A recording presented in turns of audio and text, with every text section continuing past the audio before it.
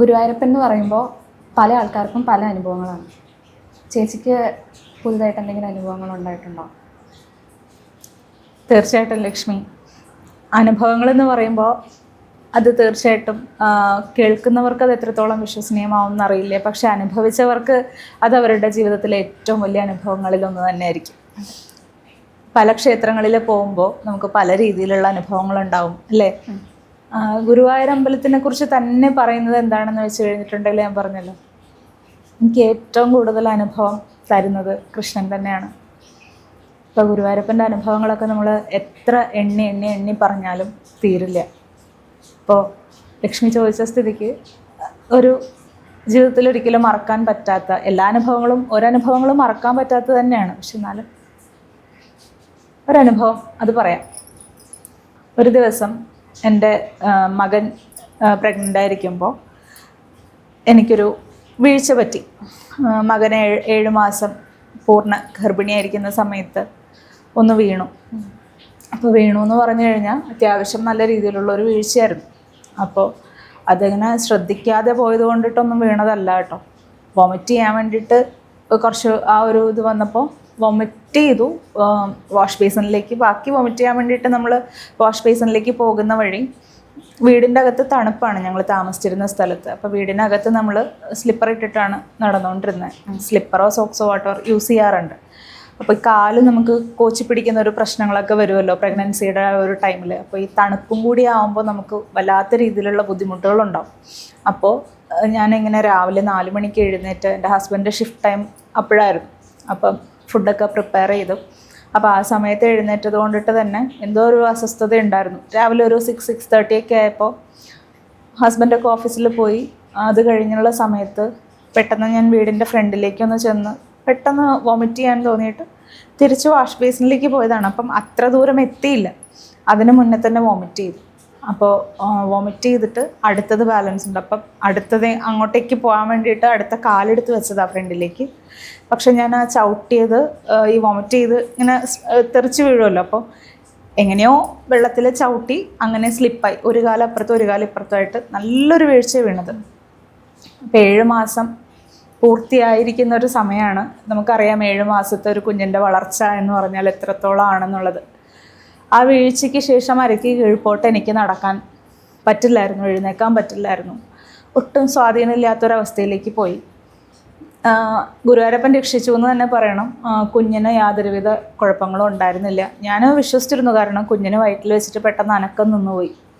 അനങ്ങുന്നില്ല. അമ്മമാർക്കറിയാം ഗർഭിണിയായിരിക്കുമ്പം നമ്മുടെ വയറ്റിലൊന്ന് കൈവച്ച് കഴിഞ്ഞാൽ, കൈവയ്ക്ക് പോലും അതിൻ്റെ ആവശ്യമില്ല. 7 മാസം എന്നൊക്കെ പറയുമ്പോൾ നമ്മുടെ കുഞ്ഞുങ്ങളുടെ ഓരോ മൂമെൻറ്റ്സും നമുക്ക് വളരെ വ്യക്തമായിട്ട് അറിയാൻ പറ്റുന്ന സമയമാണ്. ആ സമയത്ത് എൻ്റെ കുഞ്ഞ് വയറ്റിൽ അനങ്ങുന്നില്ല. കുറേ നേരം ഞാൻ പലതും വീട്ടിൽ അമ്മയുണ്ട്, അതായത് ഹസ്ബൻഡിൻ്റെ അമ്മയുണ്ട്, മുത്തശ്ശിയുണ്ട്, എല്ലാവരും ഉണ്ട്. പല രീതിയിൽ എല്ലാവരും ശ്രമിച്ചു നോക്കി, പക്ഷെ കുഞ്ഞ് അനങ്ങുന്നില്ല. എനിക്ക് മൊത്തത്തിലൊരു മരവിപ്പായിരുന്നു ആ സമയത്ത്. എന്ത് ചെയ്യണമെന്നറിയില്ലാത്തൊരവസ്ഥ. അപ്പോൾ ആ സമയത്ത് പെട്ടെന്ന് ഹോസ്പിറ്റലിലേക്ക് പോയി. ഒരു 2 ഹോസ്പിറ്റലിലേക്ക് പോയി ആ സമയത്ത്.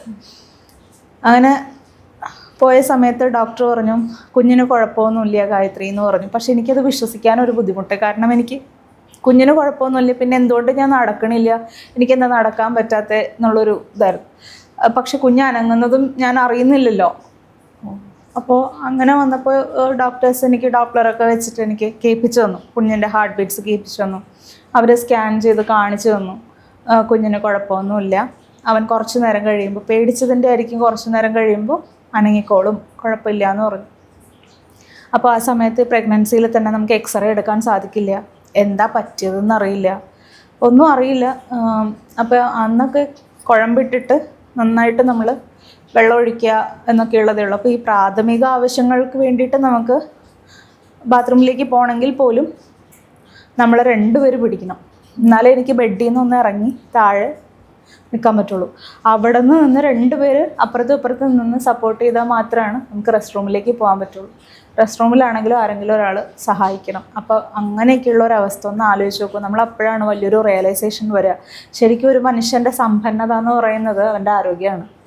നമുക്ക് ഓരോ സമയത്ത് ഭഗവാൻ ഓരോ റിയലൈസേഷൻ, ഓരോ പാഠങ്ങളാണ് തരിക. അത് പരിപൂർണമായിട്ട് ആക്സെപ്റ്റൻസോടുകൂടി, പൂർണ്ണ മനസ്സോടുകൂടി നമ്മളതിനെ സ്വീകരിക്കുക എന്നുള്ളത് മാത്രമേ ഉള്ളൂ. അപ്പോൾ അതൊക്കെ നമ്മൾ ആ സമയത്ത് മനസ്സിലാക്കുകയാണ്, ഭഗവാനെ വിളിക്കുകയാണ്. അപ്പം മനസ്സിൻ്റെ ഉള്ളിലൊരു കോൺഫിഡൻസ് ഉണ്ട്. കാരണം മരിക്കാൻ നിന്ന് എനിക്ക് ജീവിതം തന്നത് ഭഗവാനാണ്, ഇന്ന് ജീവനോടെ ഇരിക്കുന്നത് ഭഗവാനാണ്. അപ്പം അതിൻ്റെ ഇടയിൽ ഇങ്ങനെ വന്നിട്ടുണ്ടെങ്കിൽ എന്തോ അറിയില്ല, ഒരു കർമ്മദോഷമോ എന്തോ ആയിക്കോട്ടെ, പൂർവ്വജന്മങ്ങളിൽ ചെയ്ത പാപമോ എന്തോ വാട്ടവർ അനുഭവിക്കണം. പക്ഷേ ഇതിൽ നിന്നും നാളെ ഞാൻ കയറും എന്നുള്ളൊരു സ്ട്രോങ് ആയിട്ടുള്ളൊരു വിശ്വാസമുണ്ട് എനിക്ക്. അപ്പോൾ അതുകൊണ്ടിട്ട് തന്നെ ആ വിശ്വാസത്തിലേക്ക് മുമ്പോട്ട് പോവാണ്. അപ്പോൾ വീട്ടിൽ നിന്ന് എല്ലാവർക്കും പ്രാർത്ഥനയുണ്ടായിരുന്നു. അതേപോലെ ഞാനും മനസ്സിലിങ്ങനെ കുഞ്ഞനങ്ങാണ്ടായപ്പോൾ ഞാൻ ഭഗവാനോട് പറഞ്ഞിരുന്നു, ഭഗവാനെ എൻ്റെ കുഞ്ഞെന്ന് പറയുന്നത് അത് നിൻ്റെയാണ്. അപ്പോൾ എനിക്ക് ചേട്ടന് തുല്യമാണെങ്കിൽ ഈ കുഞ്ഞുങ്ങൾ നിൻ്റെ ആരാ? അപ്പോൾ എൻ്റെ കുഞ്ഞിന് ഒരു കുഴപ്പം ഉണ്ടാവില്ലെന്ന് എനിക്കറിയാം. കാരണം എൻ്റെ വിവാഹം ഗുരുവായൂർ വെച്ചിട്ടായിരുന്നു. എൻ്റെ ഇനി എന്താവശ്യം ഉണ്ടെങ്കിലും അത് ഗുരുവായൂർ വെച്ചിട്ട് തന്നെയാണ്. ഭഗവാനെ സാക്ഷിയാക്കി നിർത്തിയാണ് എല്ലാം ചെയ്യുന്നത്. അപ്പം എൻ്റെ കുഞ്ഞുങ്ങളെ ജനിച്ചാൽ ഒബ്വിയസ്ലി ചോറൂണ് തൊട്ട് തുലാഭാരം തൊട്ടിട്ട് എല്ലാം ഭഗവാനിൽ സമർപ്പിച്ചാണ് ജീവിക്കുന്നത്. അപ്പം എൻ്റെ മക്കളും ഭഗവാന്റെയാണ്, എല്ലാം ഭഗവാനിലുള്ളതാണ്. അപ്പോൾ എൻ്റെ കുഞ്ഞിന് ഒരു കുഴപ്പവും വരുത്തരുത് എന്ന് പറഞ്ഞിട്ട് കുറച്ച് കാര്യങ്ങൾ ഞാൻ മനസ്സിൽ, എൻ്റെ വീട്ടിലുള്ള എൻ്റെ ഹസ്ബൻഡിൻ്റെ അമ്മയും എല്ലാവരും കുറച്ച് നേർച്ചകളുണ്ടായിരുന്നു ഭഗവാന്. അപ്പം എൻ്റെ കുഞ്ഞ് വളരെ സുഖമായിട്ട് യാതൊരുവിധ ബുദ്ധിമുട്ടുകളും ഇല്ലാണ്ട് നോർമൽ ഡെലിവറിയിൽ തന്നെ നല്ലൊരു ആൺകുഞ്ഞിന് ജന്മം കൊടുക്കാൻ സാധിച്ചു. അവൻ പുറത്തേക്ക് വരുന്നത് തന്നെ കൃഷ്ണ എന്നുള്ള വിളി കേട്ടിട്ട് തന്നെയാണ്, ഗുരുവായൂരപ്പ ആ ഒരു വിളി കേട്ടിട്ട് തന്നെയാണ് എൻ്റെ കുഞ്ഞ് വരുന്നത്. അപ്പം അതിൽ പരം ഭാഗ്യമൊന്നും ജീവിതത്തിൽ വേണ്ട കേട്ടോ. അപ്പോൾ ആ കുഞ്ഞിന് ജനിച്ചു. അവൻ്റെ ചോറൂണൊക്കെ നമ്മൾ ഗുരുവായൂരമ്പലത്തിൽ പ്ലാൻ ചെയ്തു. അപ്പോൾ ഇതിൻ്റെ ഇടയിൽ എനിക്ക് സുഖമായി, എനിക്ക് നടക്കാൻ പറ്റുന്നുണ്ട്, എൻ്റെ കാര്യങ്ങൾ ചെയ്യാൻ പറ്റുന്നുണ്ട്, കുഴപ്പങ്ങളൊന്നും ഇല്ലാത്തൊരവസ്ഥയിലേക്ക് ഗ്രാജ്വലി വന്നു, കുഴപ്പമില്ലാണ്ടായി. പക്ഷേ എനിക്കൊരു നട്ടലിന് സിവിയറായിട്ടൊരു പെയിൻ വരും. എന്താണ് കാരണം എന്ന് ചോദിച്ചാൽ, ഞാൻ വിചാരിച്ചിരിക്കുന്നത് ഡെലിവറിയും കഴിഞ്ഞു, ഇനിയിപ്പോൾ എല്ലാവർക്കും ഡെലിവറി കഴിഞ്ഞ സ്ത്രീകൾക്ക് ഇങ്ങനെ ഒരു പ്രശ്നം ഉണ്ടാവുമോ, എല്ലാവരും ബാക്ക് പെയിൻ പറയുമല്ലോ, പിന്നെ അത് റിലേറ്റ് ചെയ്തിട്ടുള്ള പ്രശ്നമാണോ അങ്ങനെയാണോ എന്നൊക്കെ വിചാരിച്ചിട്ട് ഞാൻ ആരോടും വേദനകളെക്കുറിച്ച് സംസാരിക്കാറില്ല. അപ്പം അങ്ങനെ ഫസ്റ്റ് ഡെലിവറി കഴിഞ്ഞു. കുഞ്ഞിൻ്റെ എല്ലാ കാര്യങ്ങളും വളരെ മനോഹരമായിട്ട് നടന്നു. അതിൻ്റെ ഇടയിൽ സെക്കൻഡ് ഡെലിവറിയും വലിയ ഗ്യാപ്പില്ലാണ്ട് രണ്ടാമത്തെ കുഞ്ഞിനും 2 വയസ്സിൻ്റെ ഗ്യാപ്പിൽ രണ്ടാമത്തെ കുഞ്ഞിനെയും ഡെലിവറി ചെയ്തു. ഭഗവാൻ രക്ഷിച്ച അതൊരു പെൺകുഞ്ഞാണ്. അപ്പോൾ വളരെ സമാധാനപരമായിട്ടുള്ളൊരു രീതിയിൽ പോയിക്കൊണ്ടിരിക്കുകയാണ്. അപ്പോൾ ഈ മോളുടെ ഡെലിവറിയും കാര്യങ്ങളെന്നൊക്കെ പറയുമ്പോൾ നമ്മൾ കൊറോണ ടൈം അടുപ്പിച്ചിട്ടൊക്കെ ആയിരുന്നു കേട്ടോ. അപ്പോൾ ഗുരുവായൂർ ക്ഷേത്രത്തിൽ ആ സമയത്ത് പ്രവേശനം നിർത്തിവെച്ചിട്ട് പിന്നെ കുറച്ച് ഭക്തർക്ക് പ്രവേശനം കൊടുത്ത് അങ്ങനെയുള്ളൊരു സമയം. അപ്പോൾ മോൾക്ക് നമ്മുടെ ഒരു വിശ്വാസപ്രകാരം നമ്മൾ സോളിഡ് ഫുഡൊക്കെ സ്റ്റാർട്ട് ചെയ്യുമ്പോൾ നമ്മൾ കുഞ്ഞുങ്ങളെ ചോറൂണ് നടത്തിയതിന് ശേഷമാണല്ലോ നമ്മൾ തുടങ്ങുക. അപ്പം ഞാൻ മോളെയും കൊണ്ടിട്ട് ഫസ്റ്റ് ഗുരുവായൂരിൽ പോവാണ്. ഗുരുവായൂർ പോകുമ്പോൾ നമുക്ക് ഉള്ളിൽ കയറി തൊഴാൻ പറ്റിയില്ല. ആ സമയത്ത് റെസ്ട്രിക്ഷൻസ് ഉണ്ടായിരുന്നു. അപ്പോൾ ആരെയും കുറ്റം പറയാനും പറ്റില്ല. അപ്പോൾ ചോറൂണ് എങ്ങനെയാണെന്ന് വെച്ച് കഴിഞ്ഞാൽ, സാധാരണ രീതിയിൽ ചോറൂണെന്ന് പറയുമ്പോൾ നമ്മൾ ഊട്ടുപുരയിൽ മേളിൽ പോയിട്ട് ചീട്ടൊക്കെ ആക്കി മേളിൽ പോയി നമ്മൾ ഫുഡ് കൊടുക്കുകയാണ് ചെയ്യണം. ഈ കൊറോണ സമയത്തുള്ളവർക്ക് അറിയാം, അത് അമ്പലത്തിലെ കൗണ്ടറിൽ നിന്ന് തന്നെ നമുക്ക് കുറച്ച് പ്രസാദം കിട്ടും. അത് നമ്മൾ ക്ഷേത്രത്തിൻ്റെ മുറ്റത്തോ പരിസരങ്ങളിലോ വെച്ചിട്ട് നമുക്ക് കുഞ്ഞിന് കൊടുക്കുന്നു എന്നല്ലാണ്ട് വലിയ കാര്യങ്ങളൊന്നും അമ്പലത്തിൽ നടത്തിയിരുന്നില്ല. അപ്പോൾ ആ സമയത്താണ് കുഞ്ഞിൻ്റെ ചോറൂണ് കൊടുത്തു. അതിനുശേഷം പാൽപ്പായസം വാങ്ങിക്കണമായിരുന്നു. അപ്പോൾ ആ സമയത്ത് എന്ത് പറ്റിയെന്ന് വെച്ച് കഴിഞ്ഞാൽ, കുറച്ച് ഞങ്ങൾ കൗണ്ടറിൽ പോയപ്പോൾ പാൽപ്പായസം തീർന്നു പോയിട്ടുണ്ടായിരുന്നു. അപ്പോൾ തിരിച്ച് യാത്രകളൊക്കെ നമുക്ക് വളരെ റെസ്ട്രിക്റ്റഡ് ആണ്, കുറച്ച് ട്രാവൽ ഓപ്ഷൻസ് ഒക്കെ കുറവാണ്. ഞങ്ങൾ ആ സമയത്ത് കേരളത്തിലും ഇല്ല, അങ്ങനെയൊക്കെ ആയിരുന്നു. പിന്നീട് അതിന് ശേഷം അപ്പം ഞാൻ ആ പെൻഡിങ് വെച്ചു കേട്ടോ. പാൽപ്പായസം അപ്പോൾ ഞങ്ങൾക്ക് നടത്താൻ പറ്റിയിട്ടില്ല. ബാക്കിയുള്ള കുഞ്ഞിൻ്റെ കാര്യങ്ങളൊക്കെ നമ്മളെല്ലാം ഭംഗിയായിട്ട് ചെയ്തു, തുലാഭാരവും ബാക്കിയുള്ള കാര്യങ്ങളൊക്കെ ചെയ്തു. പാൽപ്പായസം വൈകി, അതുകൊണ്ട് കിട്ടിയില്ല. അപ്പോൾ ഹസ്ബൻഡ് പറഞ്ഞു, ശരി സാരമില്ല, നമ്മളിനിപ്പോൾ അടുത്തത് വരുമല്ലോ, അപ്പോൾ നമുക്ക് ചെയ്യാം എന്ന് കരുതി. രണ്ടാമത്തെ തവണ നമ്മൾ വന്ന സമയത്ത് റെസ്ട്രിക്ഷൻസ് ഒന്നുമില്ല, എല്ലാം പഴയതുപോലെ ആയിരിക്കുന്ന ഒരു സമയത്താണ് നമ്മൾ ചെല്ലുന്നത്. അപ്പോൾ എന്താണെന്ന് വെച്ച് കഴിഞ്ഞാൽ അത്ര തിരക്കെന്ന് വെച്ച് കഴിഞ്ഞാൽ മണ്ണ് വാരി താഴെ വീഴില്ല, അത്ര തിരക്ക് ഗുരുവായൂർ ക്ഷേത്രത്തിൽ. നമ്മൾ കുഞ്ഞുങ്ങളെ കൊണ്ട് പോയതുകൊണ്ടിട്ട് നമുക്ക് എളുപ്പത്തിൽ തൊഴാനൊക്കെ സാധിച്ചു. തൊഴുതു കഴിഞ്ഞ് വന്നപ്പോഴാണ് പാൽപ്പായസം ചീട്ടാക്കണമല്ലോ എന്ന് വിചാരിച്ചിട്ട് അതിന് നിൽക്കുകയാണ്. കാരണം ആ സമയത്ത് കേരളത്തിലല്ല താമസിക്കുന്നത്. അപ്പോൾ ഇത് ഗുരുവായൂർ അമ്പലത്തിലേക്ക് വരാൻ വേണ്ടിയിട്ടാണ് അവിടെ നിന്ന് ഇങ്ങനെ വരണേ. അപ്പോൾ വന്ന സമയത്ത് എന്ത് പറ്റിയെന്ന് വെച്ച് കഴിഞ്ഞാൽ, കൂടെ ഞങ്ങൾ മാത്രമല്ല ഉണ്ടായിരുന്നത്. ഇപ്പോൾ ഞാനുണ്ട്, ഹസ്ബൻഡുണ്ട്, ഹസ്ബൻഡിൻ്റെ അമ്മയുണ്ട്, ഞങ്ങളുടെ ഫാമിലി മെമ്പേഴ്സ് കുറച്ച് പേരൊക്കെ ഉണ്ട് കൂടെ. ഞങ്ങളുടെ കൂടെ ഗുരുവായൂർ ക്ഷേത്രം തൊഴാൻ വന്നവരാ. അപ്പോൾ റൂമൊക്കെ എടുത്തിട്ടുണ്ടായിരുന്നു. കുറച്ച് കഴിഞ്ഞപ്പോൾ ഇവരൊക്കെ എന്ത് ചെയ്തു എന്ന് വെച്ച് കഴിഞ്ഞാൽ, ഈ പാൽപ്പായസത്തിൻ്റെ തിരക്ക് കണ്ടിട്ട് ചീട്ടാക്കാനുള്ള തിരക്ക് കണ്ടിട്ട് ഇവരൊക്കെ എന്ത് ചെയ്തെന്ന് വെച്ചാൽ എന്തായാലും ഇത് നിങ്ങൾ വാങ്ങിച്ചിട്ട് വരാൻ വൈകുമല്ലോ, അപ്പം ഞങ്ങൾ ഒരു കാര്യം ചെയ്യാം, റൂമിൽ പോയി റെസ്റ്റ് എടുക്കാം. ഇത്തിരി വയസ്സായ ആൾക്കാരല്ലേ. അപ്പം ഞാനും പറഞ്ഞു ആ ശരിയാ, പോയി റൂമിൽ റെസ്റ്റ് ചെയ്തു. അവർ റെസ്റ്റ് ചെയ്തു, കാരണം നമ്മൾ വെളുപ്പിനെ തൊട്ട് ക്യൂ നിന്നൊക്കെ തൊഴുതതല്ലേ. അപ്പോൾ അവർ റെസ്റ്റ് ചെയ്യട്ടെ എന്ന് വിചാരിച്ചിട്ട് അങ്ങനെ അവർ പോയി. അപ്പോൾ ഈ കുഞ്ഞെൻ്റെ കയ്യിലാണ് കേട്ടോ. അപ്പോൾ ഹസ്ബൻഡ് പറഞ്ഞു ഞാൻ റൂമിലാക്കിയിട്ട് ഞാൻ തിരിച്ച് വരാം എന്നൊക്കെ പറഞ്ഞ ആളും പോയി. കുറച്ച് നേരമൊക്കെ ഈ കുഞ്ഞിനെ തോളത്തിട്ടുകൊണ്ട് നിൽക്കുകയാണ്. കുറച്ചങ്ങോട്ട് ഒരു അരമണിക്കൂർ 1 മണിക്കൂറൊക്കെ കഴിഞ്ഞ് കഴിഞ്ഞപ്പോഴത്തേക്കും എനിക്ക് അങ്ങോട്ട് വേദനിച്ചിട്ട് സഹിക്കാൻ പറ്റുന്നില്ല. ബാക്ക് പെയിൻ എന്ന് പറഞ്ഞു കഴിഞ്ഞാൽ കഴുത്തിന് താഴെ തൊട്ടിട്ട് ഫുള്ള് സ്പൈൻ കംപ്ലീറ്റ് ഭയങ്കര സിവിയർ പെയിനാണ്. ആ വേദന അങ്ങോട്ട് കൂടിക്കഴിയുമ്പോൾ കണ്ണിലേക്കൊക്കെ ഇരുട്ട് കയറാൻ തുടങ്ങും. നമുക്ക് നിൽക്കാൻ പറ്റില്ല, അത്ര വേദന എന്ന് വെച്ചാൽ അത്ര വേദനയാണ്. അപ്പോൾ ഈ കയ്യിൽ ഈ ഒരു കുഞ്ഞുമുണ്ട്. കുറേ നേരം ഞാൻ ഈ തോളത്തിട്ടുകൊണ്ട് നിൽക്കുന്നത്. നമുക്ക് ഈ കുഞ്ഞുങ്ങളെ പരിചയമില്ലാത്ത ആരുടെ അടുത്ത് കൊടുക്കാൻ പറ്റില്ല.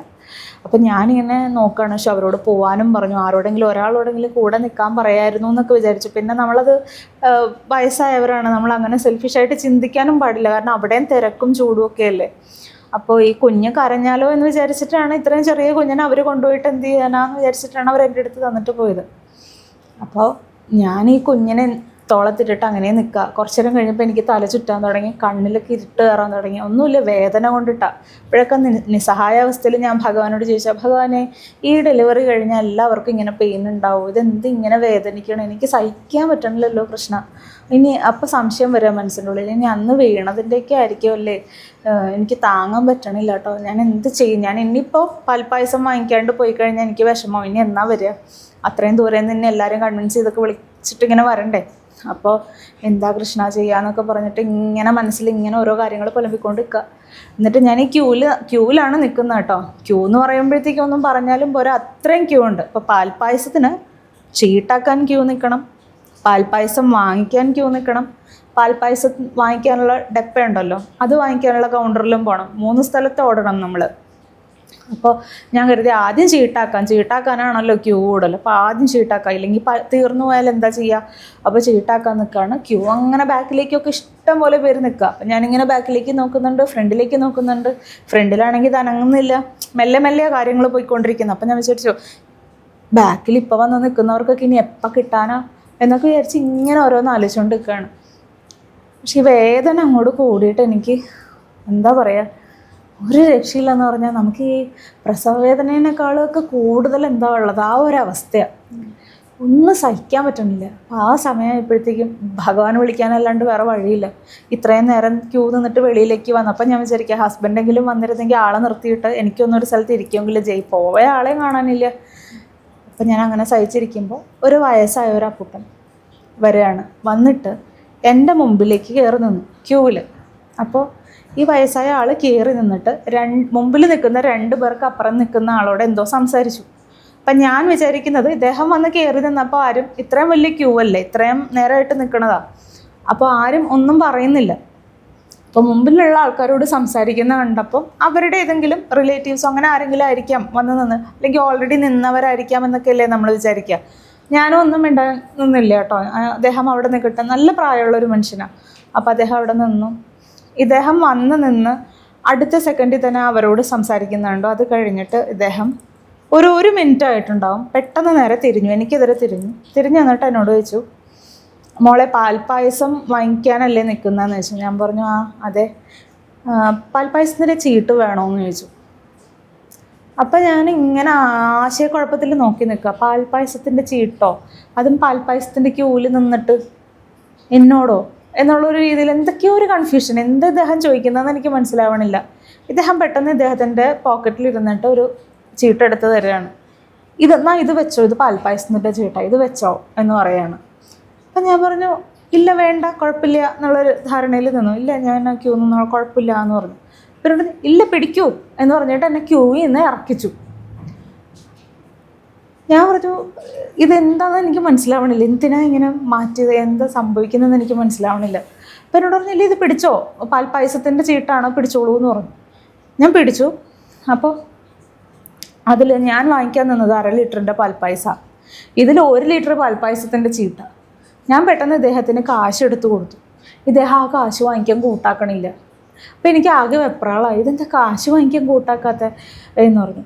എന്നിട്ട് എന്നോട് ചോദിച്ചു പാത്രമില്ല അല്ലേ എന്ന് പറഞ്ഞിട്ട് ഇദ്ദേഹം തന്നെ അടുത്തുള്ള കടയിൽ പോയിട്ട് പാത്രം വാങ്ങിച്ചുകൊണ്ട്, കൗണ്ടറുണ്ട് പക്ഷെ അവിടെ തിരക്കാം, അതുകൊണ്ടിട്ട് തൊട്ടപ്പുറത്ത് കടകളുണ്ട്. അപ്പോൾ അവിടെ പോയി പാത്രം വാങ്ങിച്ചിട്ട് ഒരു ടിന്ന് വാങ്ങിച്ചിട്ട് 1 ലിറ്ററിൻ്റെ ടിന്നും വാങ്ങിച്ച് കൊണ്ടുവന്നിട്ട് എന്നോട് പറഞ്ഞു പാൽപ്പായസം വാങ്ങിക്കാനുള്ള അവിടെ പോയി നിന്നോളാൻ പറഞ്ഞു. അപ്പം ഞാൻ ഈ കുഞ്ഞിനെ കൊണ്ട് അവിടെ പോയി നിൽക്കുകയാണ്. അവിടെ പോയി നിന്നപ്പോഴത്തേക്കും ഇദ്ദേഹം എൻ്റെ അടുത്തേക്ക് വന്നു, കിട്ടിയില്ലേ, വാങ്ങിയില്ലേ? ഞാൻ പറഞ്ഞു ഇല്ല, ക്യൂ നിൽക്കുക, ഇപ്പം കിട്ടും എന്ന് പറഞ്ഞിട്ട് ഇങ്ങനെ ക്യൂവിൽ നിൽക്കുക.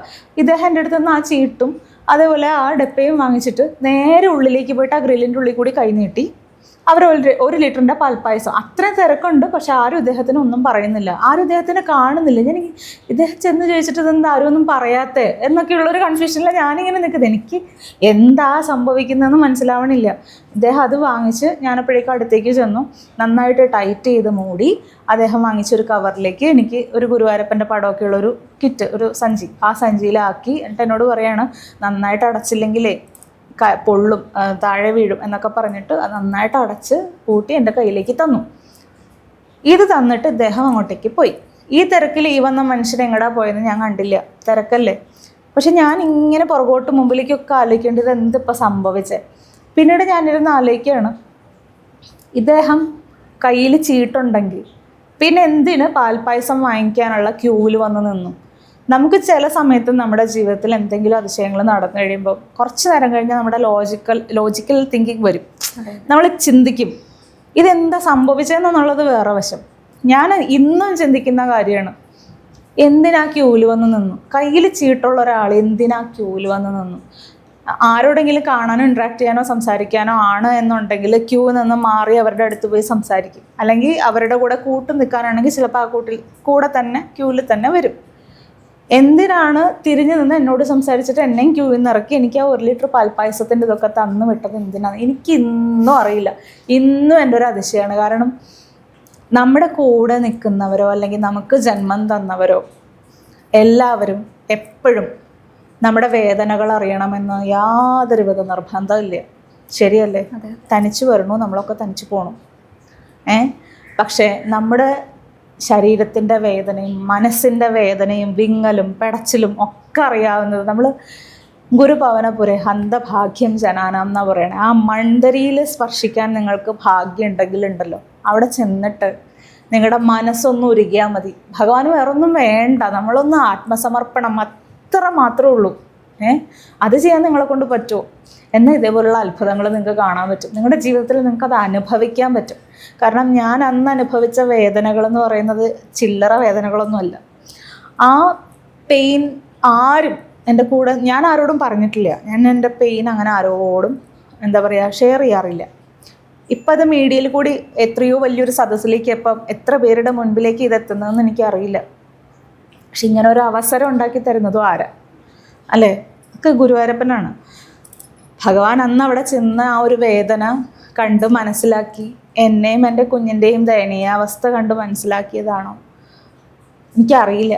പലപ്പോഴും തോന്നും നമുക്ക് ഗുരുവായൂരപ്പൻ എന്ന് പറയുന്നത് ഒരിക്കലും ക്ഷേത്രത്തിനുള്ളിലിരിക്കുന്ന ആളല്ല, അതിനുള്ളിലല്ല ഭഗവാൻ. ഭഗവാൻ എപ്പോഴും ഇഷ്ടം എനിക്കെപ്പോഴും തൊട്ടറിയാൻ പറ്റിയിട്ടുണ്ട്. ഗുരുവായൂർ അമ്പലത്തിൽ പോയി കഴിഞ്ഞാൽ ചിലപ്പോൾ ഒരു കളഭത്തിൻ്റെയോ അല്ലെങ്കിൽ ഒരു ചന്ദനത്തിൻ്റെയൊക്കെ ഒരു മണമായിരിക്കും, നമുക്കറിയാൻ പറ്റില്ല. പെട്ടെന്ന് ഒരു കാറ്റിലൂടെ വന്ന് പാസ് ചെയ്ത് പോകും. ഞാൻ ചെയ്യും, കൃഷ്ണ നീ ഇപ്പോൾ ഇവിടെ വന്നോ, ആരെപ്പോൾ ഓടിങ്ങട് എന്നൊക്കെയുള്ളൊരു അത്ഭുതം നമുക്ക് അവിടെ ചെന്ന് കഴിയുമ്പോൾ. തൂണിലും തുരുമ്പിലും മണ്ണിലും മൺതരിയിലും കാറ്റിലും ഒക്കെ ഭഗവാനാണ്. അവിടെ ചെന്ന് കഴിഞ്ഞാൽ നമ്മുടെ കാര്യം കൺട്രോളിലായിരിക്കില്ല ഒന്നും. നമ്മൾ പറയില്ലേ ഗുരുവായൂരപ്പൻ ആരെപ്പോൾ എവിടെ വെച്ച് കാണാൻ ഗുരുവായൂരപ്പൻ തീരുമാനിക്കും. ക്ഷേത്രത്തിൻ്റെ ഉള്ളിൽ വന്നു കഴിഞ്ഞാലും ദർശനം കൊടുക്കാണ്ട് മടക്കി അയക്കുന്നവരുണ്ട്. എല്ലാം നല്ലതിനാണ് കേട്ടോ. ഭഗവാൻ ഒരു പദ്ധതിയുണ്ട്, അതനുസരിച്ച് അവിടെ കാര്യങ്ങൾ നടക്കുന്നുള്ളൂ. ഭഗവാൻ നമ്മുടെയൊക്കെ ഇടയിൽ അവിടെ ഓടി നടക്കുകയാണ്. നമ്മുടെ കാവലാദികളും വേദനകളും ഒക്കെ മറ്റാരും നമ്മുടെ ജീവിതത്തിൽ കണ്ടില്ലെങ്കിലും നമ്മൾ വിശ്വസിച്ച് വിളിച്ചു കഴിഞ്ഞാൽ നമ്മുടെ കൂടെ വരുന്ന ഭഗവാൻ കേൾക്കും എന്നുള്ളത് സത്യം. ഞാനിത് പറയുമ്പോൾ പലരും വന്നിട്ട് പല രീതിയിൽ കമൻറ്റ് ചെയ്യും. അതിനെക്കുറിച്ചൊന്നും ബോധർ ചെയ്യുന്നേ ഇല്ല. കാര്യം എന്താണെന്ന് വെച്ച് കഴിഞ്ഞാൽ ഗുരുവായൂരപ്പൻ്റെ അനുഭവം എന്ന് പറയുന്നത് അത് ഒരു തവണയെങ്കിലും ആ അനുഭവത്തിലൂടെ കടന്നു പോയവർക്ക് അത് റിലേറ്റ് ചെയ്യാൻ പറ്റും. അല്ലാത്തവർക്ക് എങ്ങനെ ചിന്തിച്ചാലും എനിക്കൊരു പ്രശ്നമില്ല. കാരണം അങ്ങനെ ഒരു അനുഭവം ജീവിതത്തിൽ ഉണ്ടാവണമെന്നുണ്ടെങ്കിൽ അത് ജന്മജന്മാന്തരങ്ങളുടെ പുണ്യമായിട്ടേ ഞാൻ കരുതുന്നുള്ളൂ. ഞാനൊരു വലിയ സംഭവമാണെന്നോ അല്ലെങ്കിൽ എനിക്ക് ഇതൊക്കെ ഉണ്ടോ അങ്ങനെ ഒന്നുമല്ല ഞാനിത് പറയുന്നത്. ഞാൻ പറയുന്നതിൽ 10 പേർക്ക് കണക്ട് ചെയ്യാൻ പറ്റിയാൽ മതി, ശരിയല്ലേ? അല്ലെങ്കിൽ ഇപ്പോൾ ഒരു 10 പേർക്ക് ഇൻസ്പിറേഷൻ ആവാൻ പറ്റിയാൽ മതി. എൻ്റെ ജീവിതം സഫലമാണ്. ഞാൻ ഇന്നേ വരെ ഒരു കാര്യങ്ങളും ഞാൻ ആഗ്രഹിച്ചിട്ടുമില്ല, പ്രാർത്ഥിച്ചിട്ടുമില്ല എനിക്ക് വേണ്ടിയിട്ട്. അപ്പോൾ കാണുന്ന എല്ലാവർക്കും ഒരു ശുഭാപ്തി വിശ്വാസം ഉണ്ടാവട്ടെ, ഭഗവാനിലുള്ള വിശ്വാസം ഉണ്ടാവട്ടെ. നിങ്ങൾ ഏത് മൂർത്തിനെ പ്രാർത്ഥിച്ചാലും ശക്തമായിട്ട് വിശ്വസിക്കുക, അതേപോലെ സറണ്ടർ ചെയ്യുക, വിട്ടുകൊടുക്കുക, ശരിയല്ലേ? അതെ.